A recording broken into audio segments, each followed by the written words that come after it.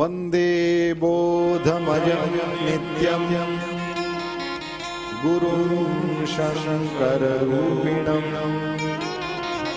यमाश्रितो हि वक्रोऽपि चन्द्रः सर्वत्र वन्द्यते। पहले तो चेले टेढ़े ही होते हैं, पर ये सीधा हो सकता है, ऐसी कुछ गुरुदेव के मन में श्रद्धा जगती होगी, इस पर काम किया जा सकता है, इस मिट्टी से कुछ बनाया जा सकता है, ऐसा उन्होंने कुछ देख लिया होगा, इसलिए अपनाते हैं।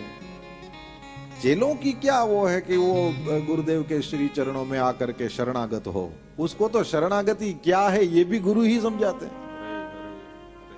तुम शरणागत हो, तुमको इन नियमों का पालन करना चाहिए, आदि आदि बातें तो गुरुदेव ही सिखाते हैं। उसके बाद में उसको पता चलता है, अच्छा मैं शिष्य हूं, ये मेरे गुरुदेव हैं और इनके साथ इस तरह से रहना चाहिए। और भरसक जीवन भर कोशिश करते रहते हैं अपने अपलक्षणों के साथ लड़ते हुए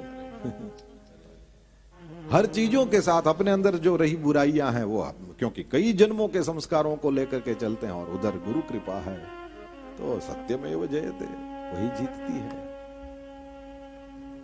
गुरुदेव भगवान के चरणों की वंदना करी है। परब्रह्म परमात्मा का साक्षात स्वरूप श्रीमद् भागवत का मैं विद्यार्थी हूं, मैं तो स्वाध्याय करता रहता हूं गुरु कृपा से, और मैंने दर्शन किया है। श्रीमद् भागवत में स्पष्ट लिखा है, तुमको काम क्रोध लोभ मोह ये कई सारी चीजें हैं उसमें, और कितना ही कली का कटक हो, उसको यदि विजय प्राप्त करनी है तो एतत् सर्वम गुरौ भक्त्या, गुरुदेव के चरणों में भक्ति करो, अपने आप ये सारी चीजें धीरे धीरे करके तुमसे निकल जाएगी। कई जन्मों का है वो तुरंत सुधर सकता है यदि गुरुदेव जे गुरु चरण रेणु सिर धरहि, वो सारे विभव को अपने वश में कर लेते हैं। गोस्वामी जी कहते हैं गुरुदेव भगवान के चरणों की रज आपके मस्तक पर लगी रहे। इसका सीधा अर्थ है आप अपने गुरुदेव के पास शरीर से तो रह पाओ नहीं रह पाओ, इतना ज्यादा आपको अवसर मिले ना भी मिले, लेकिन विचारों से आप उनके चरणों के आश्रित बने रहो। आप भावनाओं से उनके नजदीक रह सकते हो, उनकी कही हुई बातों का स्वीकार करके आप उनके नजदीक रह सकते हो, और गुरु कृपा तो बरसती ही रहती है। हमारा जितना आचरण होता चलता है हमको अनुभव होने लगता है। कुछ नहीं करते फिर भी इतनी कृपा बरसती है, तो फिर कुछ करोगे तो क्या होगा बताओ। आज्ञा समन सुसाहिब सेवा, व्यासपीठों ने कई बार चिल्ला चिल्ला कर हम लोगों के कानों में इस अमृत को डाला है, इन चौपाइयों को डाला है। ये भूले ना, आज्ञा में रहना यही असल सेवा है। गुरुदेव के चरणों की वंदना करी है। बिना गुरुदेव के कई लोग ऐसा कहते हैं कि जरूरत नहीं है ये वो, जिनको ऐसा लगता हो उनको लगता हो। हम लोगों का कोई भी निस्तार बिना गुरुदेव के नहीं है, हमको तो पग पग पर जरूरत पड़ती है। और गुरु कृपा भी इतनी कृपालु है, इतनी कृपामयी है कि जब भी जरूरत हो आप पूछोगे और आपको उत्तर प्राप्त होगा। हमारे यहाँ भारतीय आध्यात्मिक चेतनाएं तो ये भी कहती हैं कि गुरुदेव का सशरीर आपके पास होना भी जरूरी नहीं है। आपके गुरुदेव कहीं और जगह पर है, आप कहीं और जगह पर हो। मैंने कितने ऐसे शिष्यों को देखा है जो गुरुदेव के केवल फोटो से कितनी प्रेरणाएं प्राप्त करते हैं, पूछ पूछ के सारी चीजें करते हैं, सपने में भी धर्म से डोलते नहीं हैं, लेकिन फिर भी उनके जीवन में वो गुरु कृपा देखी जाती है। बड़ा अद्भुत तत्व है मेरे प्रभु, भाग्य में हो तो लाभ लेना चाहिए। वंदे बोधमयम नित्यम, ये नित्य बोधमय का और कुछ अर्थ नहीं। आप उनसे चलना सीखिए, आप उनसे बैठना सीखिए, आप उनसे कपड़े पहनना सीखिए, आप उनसे बोलना सीखिए, आप उनसे खाना सीखिए, आप उनसे किसी से बतियाना सीखिए, आप उनसे किसी से किस तरह से व्यवहार किया जाता है ये सीखिए। आप हर चीज व्यवहार सीखिए, परमार्थ सीखिए।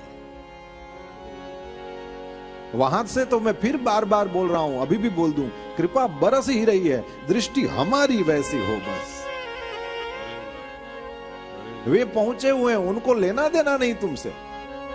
तुम कुछ सीख लो उनकी परछाइयों से तो उनको कोई तकलीफ भी नहीं है। कल्प वृक्ष खड़ा है, उसकी यदि छाया में तुम आते हो तो वो मना नहीं करता, और तुमको यदि ऐसा लगे कि सामान्य पेड़ जैसा पेड़ है तुम निकल जाओ तो वो किसी से नाराज नहीं होता। संग्रह किसी का नहीं होता है, स्वागत सबका होता है। लेने वाले ले लेते हैं। आवश्यकता नहीं है शारीरिक रूप से आप नजदीक हों, आवश्यकता यह है कि वैचारिक रूप से आप उनके चरणों के आसपास हो कि नहीं, फिर प्रेरणाएं बरस ही रही है।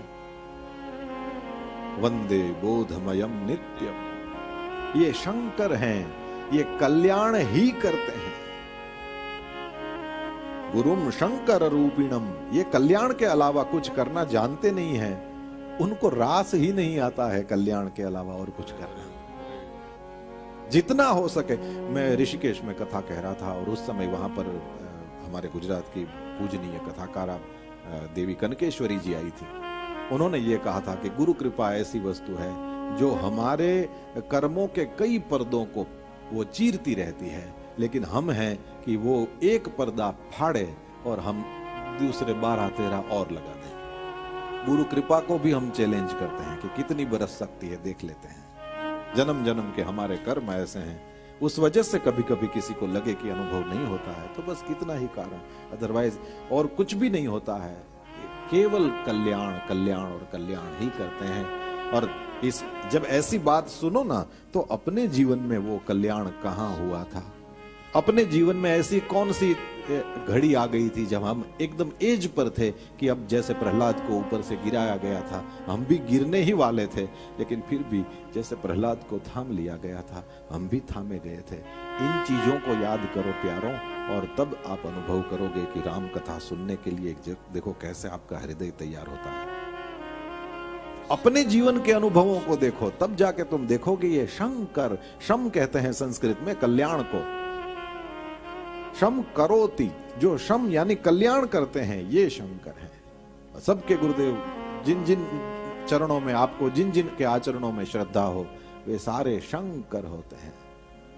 वैसे वैष्णव हो सकते हैं, शाक्त हो सकते हैं, सौर गाणपत्य हो सकते हैं, आपके गुरुदेव की आपके उनके इष्ट देवता कोई और हो सके, लेकिन वैसे देखें तो शंकर ही होते हैं, कल्याण ही करते हैं। और टेढ़ों को भी सिर पे चढ़ाते हैं, है ना? यमाश्रितो हि वक्रोऽपि चंद्रः सर्वत्र वन्द्यते। जिन जिन को भी उन्होंने सिर पे चढ़ाया है, उनको एकांत में ले जाके पूछो कि तुम इतने सीधे हो कि तुमको सिर पे चढ़ा रखा है, तो वो कहेगा नहीं भैया, आज देखो जेठ महीने की दूज ही है, दूज का चांद, शिव जी के वो है ना, आज द्वितीया ही है, दूज का चांद एकदम वक्र होता है, उसको सिर पे चढ़ा के रखा है। और सर्वत्र वंद्यते, क्यों? शिव जी के माथे पर चढ़ा है तो सब लोग प्रणाम करते हैं। दधि शंख तुषाराभं क्षीरोदार्णव संभवं नमामि शशिनम सोमं शंभोर्मुकुटभूषणम्। भगवान महादेव के मुकुट के भूषण स्वरूप हे शशि, हे सोम, हे दही जैसे कलर वाले, हे शंख जैसे वर्ण वाले, हे तुषार बर्फ जैसे वर्ण वाले, और हे समुद्र से उत्पन्न हुए ऐसे चंद्रमा, नमामि, मैं तुमको प्रणाम करता हूं। तो देखो वंद्यते, उसको प्रणाम किया जाता है।